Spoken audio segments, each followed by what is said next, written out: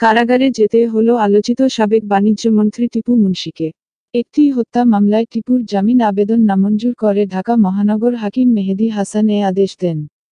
বৃহস্পতিবার এখানে সব ধরনের শাড়ি পাওয়া যায়। চোখ জুড়ানো ডিজাইন, সুতির শাড়ি, সিল্ক শাড়ি, জর্জেট শাড়ি, কাতান শাড়ি, শিফন শাড়ি পেতে চাইলে চলে আসুন আমাদের দোকান। বেলা 1টার দিকে গুলশান -1 থেকে টিপুকে গ্রেফতার করে র্যাব। নিত্যপ্রয়োজনীয় দ্রব্যমূল্য নিয়ে সংসদে সমালোচনার মুখে বাণিজ্যমন্ত্রী টিপু মুনশি।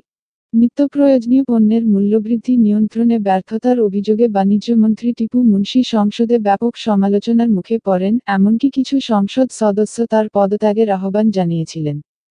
সংসদে গণফোরামের সাংসদ মোকাব্বির খান টিপু মুনশির বিরুদ্ধে প্রথম গুলি চালান। তিনি বলেন, বর্তমান সরকারের সবচেয়ে ব্যর্থ মন্ত্রণালয় হচ্ছে বাণিজ্য মন্ত্রণালয়। আপনি যখন বাজারে যান, আপনি লোকেদের কাছ থেকে শুনতে পান যে বাণিজ্য মন্ত্রণালয় এতটাই ব্যর্থ যে লোকেরা একে সিন্ডিকেট বান্ধব মন্ত্রণালয় বলে। জাতীয় পার্টির শামীম হায়দার পাটোয়ারি বলেন, গত কয়েক মাসে বিশ্ববাজারে পণ্যের দাম কমলেও দেশে এর প্রভাব পড়ছে না। বাংলাদেশ মূল্যস্ফীতি ছিল 6%, এখন মনে হচ্ছে 10%। তা বাড়ছে। মূল্যস্ফীতি মানুষের আয় কেড়ে নিচ্ছে।